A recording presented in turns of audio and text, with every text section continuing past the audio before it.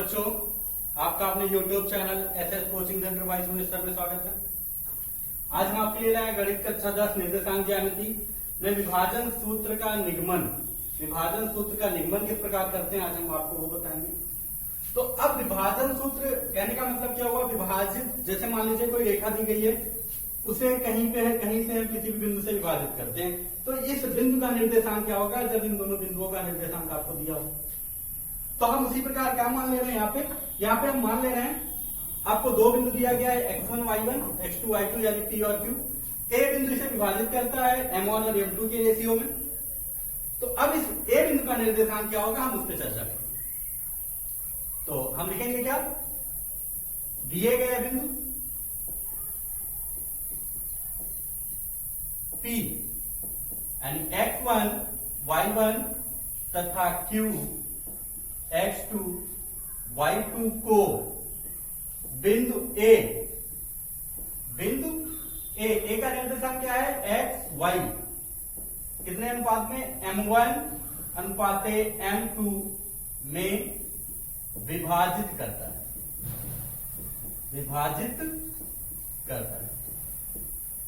तो अब इस बिंदु का निर्देशांक कितना होगा ये हमें दिखाना है।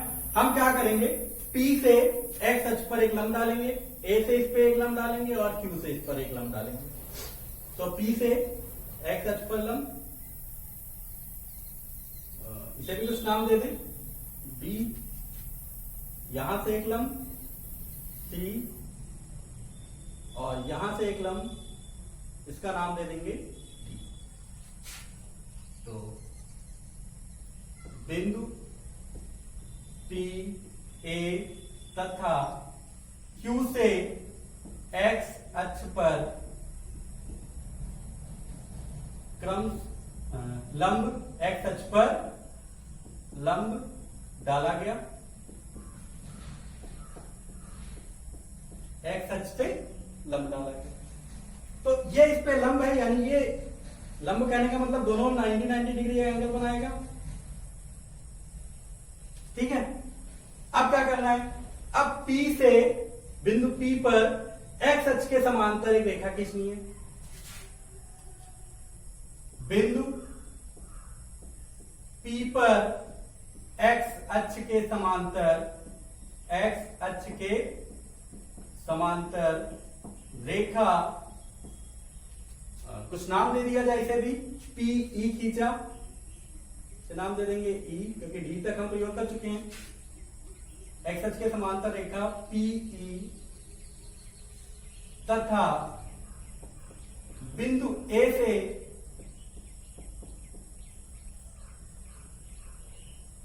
या A पर x अक्ष के समांतर रेखा, x अक्ष के समांतर रेखा AF खींचा। तो यहां से एक समांतर रेखा खींच दें AF, यानी ये दोनों क्या है, पैरेलल हैं यानी समांतर हैं, ये भी समांतर है AF और X अक्ष। तो अब हम क्या देखेंगे, इन दोनों त्रिभुज के बारे में चर्चा करेंगे। तो त्रिभुज APE तथा त्रिभुज AQF में क्या चीज है आप देखेंगे। इन दोनों त्रिभुज को हमें समरूप दिखाना है। समरूप दिखाने के लिए हम आपको याद दिला दें, दो कोण बराबर होने चाहिए। किसी भी दो त्रिभुज में अगर दो कोण बराबर हैं तो वे दोनों त्रिभुज समरूप होते हैं। तो अब यहां इन दोनों त्रिभुज में हमें क्या कोण बराबर दिखाना है, दो। अब दो दिखाने के लिए आपको हम याद दिला दें, ये 90 अंश है क्योंकि ये इस पे लंब है और x अक्ष ये और PE रेखा समांतर है, x अक्ष और PE रेखा समांतर है। तो यहाँ पे संगत कोण बन रहे हैं, ये कोण 90 होंगे यानी समकोण होगा ना। इसी प्रकार अगर हम इस पे आ जाएं तो हमने क्या लिखा, AF x अक्ष के समांतर है, AF भी x अक्ष के समांतर है, x अक्ष यही है। तो ए अब इसके समांतर है, यहां 90 है तो यहां भी 90 होगा क्योंकि ये भी संगत कोण है। तो अब क्या सिद्ध हुआ कि ये दोनों कोण 90-90 हैं, बराबर होंगे। दूसरा क्या, अगर ये रेखा इसके समांतर, ये रेखा इसके समांतर, तो ये दोनों रेखा भी समांतर है। तो अब ये क्या होगा, ये भी संगत कोण होंगे। समांतर रेखा एक त्रियक रेखा ऐसे काटती है, ऐसे दो रेखा समांतर एक त्रियक रेखा ऐसे काटती है, ये कोण संगत कोण ही होंगे। तो यही दोनों कोण यहाँ पे बन रहे हैं संगत कोण। तो अब लिख क्या देंगे, कोण PEA बराबर कोण AFQ बराबर 90 अंश, और दूसरा कोण APE और कोण QAF, APE बराबर कोण QAF। तब त्रिभुज APE समरूप त्रिभुज AQF, ये दोनों त्रिभुज क्या होंगे, समरूप होंगे। इन दोनों त्रिभुज को हमने क्या दिखा दिया, समरूप दिखा दिया।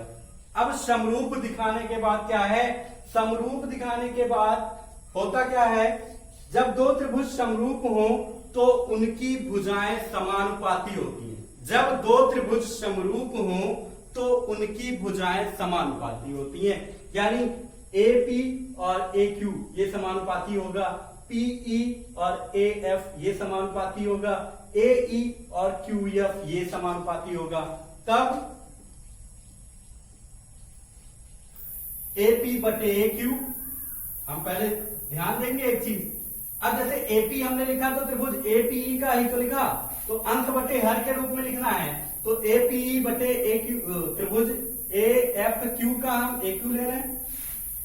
तो अगर हम दूसरा वाला ले रहे हैं तो हम पहले इसी त्रिभुज का लेंगे। जैसे PE बटे AF होगा तो AF बटे PE नहीं लिखेंगे, PE बटे AF लिखेंगे। ये सदैव ध्यान रखने वाली चीज होती है, PE बटे AF। अब नेक्स्ट क्या होगा, AE बटे QF, AE बटे QF। इतना क्लियर हुआ, कोई दिक्कत नहीं। इसे हम क्या मान लेंगे, समीकरण नंबर 1। अब आते हैं आगे। अब इन सभी के मान हमें निकालने हैं। AP का मान निकालना है। AP कहां है, इस पे ध्यान देते हैं। AP ये है, AP का मान क्या है, M1, कोई दिक्कत नहीं, हमें पता है। AP का मान क्या है, M1, कोई दिक्कत नहीं। AQ का भी मान पता है, क्या है, M2, क्योंकि ये हमने बताया क्या था, M1 M2 के रेशियो में बांटते हैं। तो AP और AQ का मान पता है। अब PE पे आते हैं। PE बराबर, P कहां पे है, यहां पे ध्यान दें, PE यही तो दूरी होगी, ये इतनी दूरी, ये इतनी दूरी हमें ज्ञात करनी है, ये है PE। अब ये दूरी क्या है, OC माइनस OB करते तो पता आ जाएगा। तो लिखेंगे क्या, OC माइनस OB। भाई आपको PE की दूरी चाहिए, PE यानी यही BC। अब OC में से OB घटा दे तो आ जाएगा ना। तो अब आप ध्यान देंगे, OC का माप कितना है, OC यही x अक्ष के, यही इसी के सामने तो है, तो x पे कितना चला है यहाँ पे दूरी, x। तो यहाँ पे OC का मान क्या होगा, x।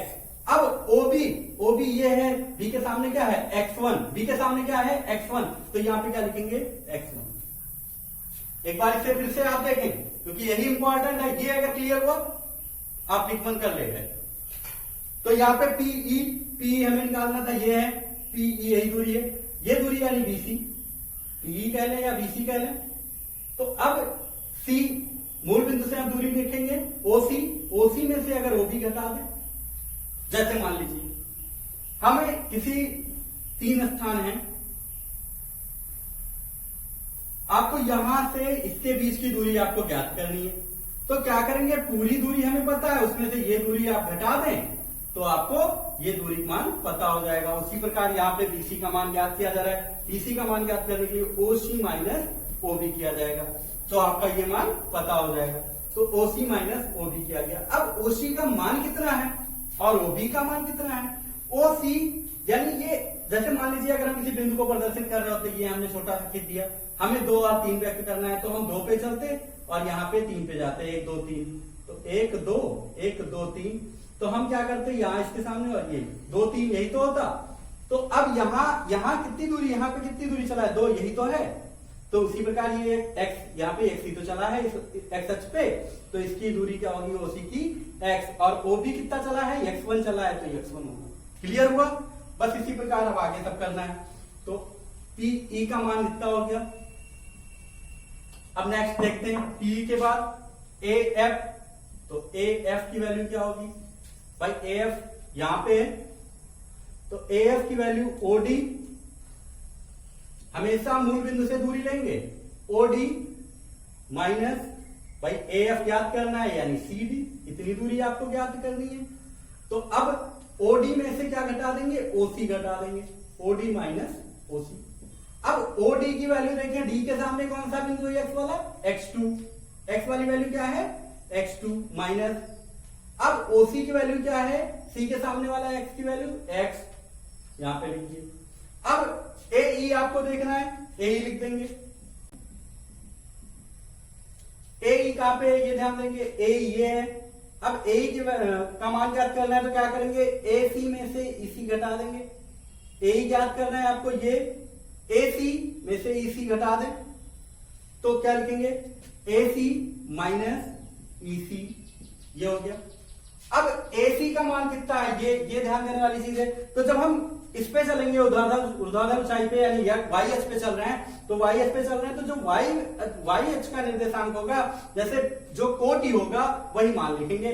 AC यानी A वाले बिंदु पे तो है, जिस बिंदु पे उस पे ध्यान देंगे, A पे है, तो A पे y कितना चला है, y का मान y है, तो AC का मान कितना होगा, y होगा। या दूसरे प्रकार से अगर समझना चाहें तो भाई AC यानी A और C इनके बीच की दूरी कितनी है, तो यहाँ पे तो 0 है ना, y अक्ष 0 है, y पे चला गया मान 0 है, ये y की ऊंचाई पे जा रहा है यानी y पे जा रहा है, तो y EC कितना है भाई, E के सामने क्या P बिंदु है, तो P का निर्देशांक कितना है y का, y1, तो y माइनस y1।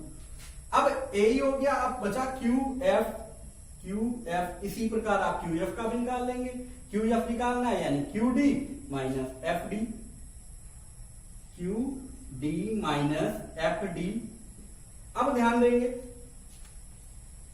QD की दूरी कितनी होगी भाई, यहां से ये y2 चला गया है, ये y2 है, ये दूरी क्या है y2, और ये कौन सी दूरी होगी, ये y पे चल रहा है, ये दूरी होगी y। ऐसे अगर लिख लें, अगर कंफ्यूजन लग रहा हो तो यहाँ पे ये टोटल दूरी क्या है y, और ये दूरी क्या होगा y1, ठीक है। इस प्रकार अगर यहां लिखना चाहें तो ये दूरी क्या है x, और ये क्या है x1, और अगर टोटल यहां से यहां तक देखें तो x2। तो इस प्रकार आप लिख भी सकते हैं, लिखने की आवश्यकता नहीं है, ये आपको समझाने के लिए लिखा गया है। तो ये क्या होगा y2 माइनस y2 माइनस। अब ध्यान देंगे, अब इन सब की वैल्यू समीकरण 1 में रख दें, तो ऊपर से निकाले दे रहे हैं, इसे नोट कर लीजिएगा। अब इन सब की वैल्यू यानी PE, AF, AE और QF की वैल्यू यहां पे हम रख देंगे। AP और AQ क्या वैल्यू पहले से ही पता है, AP बटे AQ बराबर M1 बटे M2। तो यहां से देख लें,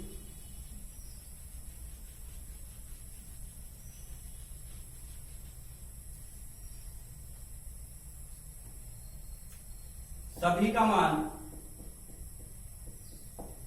समीकरण 1 में रखने पर, अब समीकरण 1 क्या है, AP बटे AQ, इसका मान क्या है M1 बटे M2, P बटे AF, तो PE की वैल्यू क्या आई है x माइनस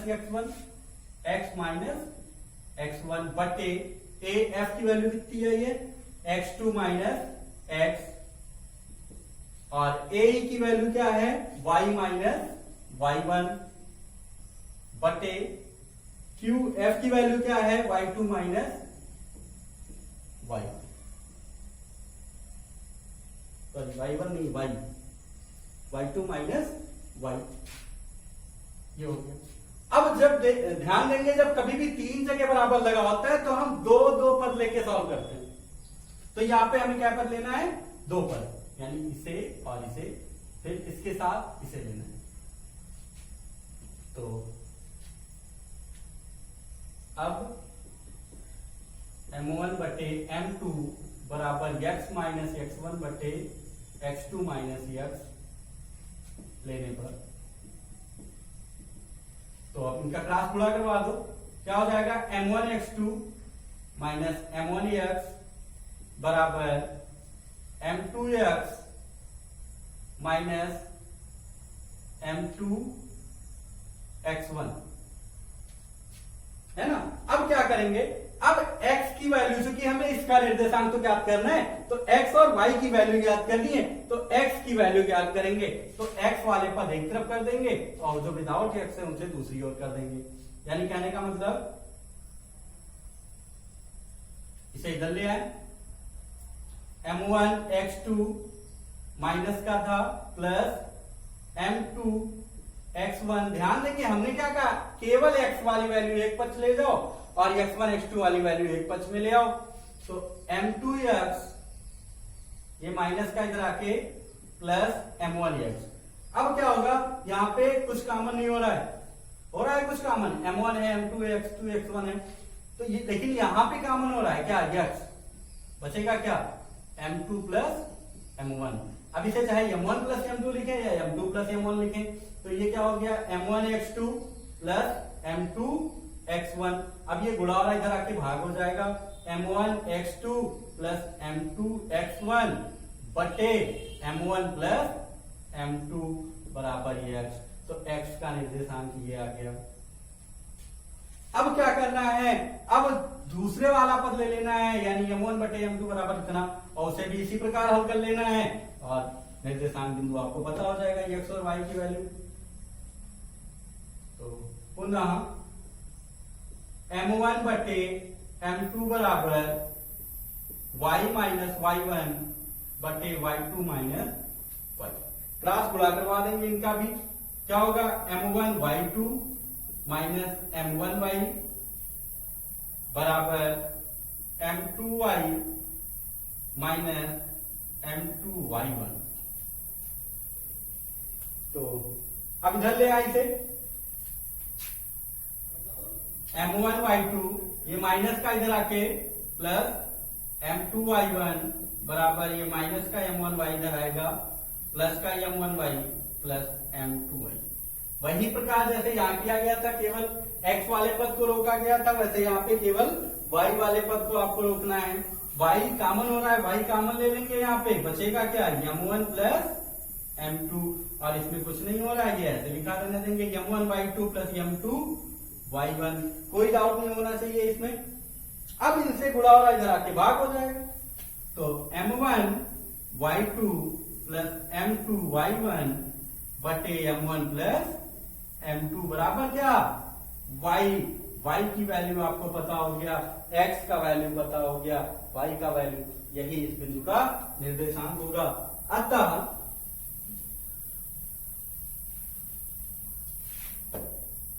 अतः विभाजन, इस a बिंदु को विभाजन बिंदु ही तो कहा गया था, विभाजन बिंदु A का निर्देशांक xy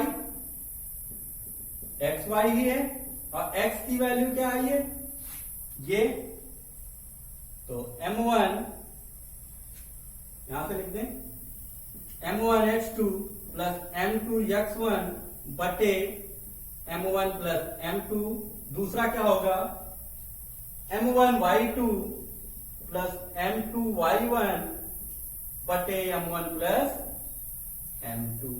तो ये आपके विभाजन बिंदु का निर्देशांक हो गया, और इस प्रकार आपके इस सूत्र का निगमन गया। अब इसे हम याद करने का तरीका आपको बता दें कि ये कैसे आपको याद रहेगा, ठीक है। अब इस सूत्र को लिखने का हम 60 तरीका बताया दे रहे हैं आपको। हमेशा निर्देशांक मतलब विभाजन बिंदु का सूत्र आप कभी भूल ही नहीं सकते, ये हम गारंटी लेते, कभी नहीं भूलेंगे। क्या करना है आपको, एम एक्स लिख देना प्लस के साथ बटे एम प्लस एम। ऐसे एम वाई लिखना है, क्या लिखना है, M Y plus M Y बटे एम प्लस एम।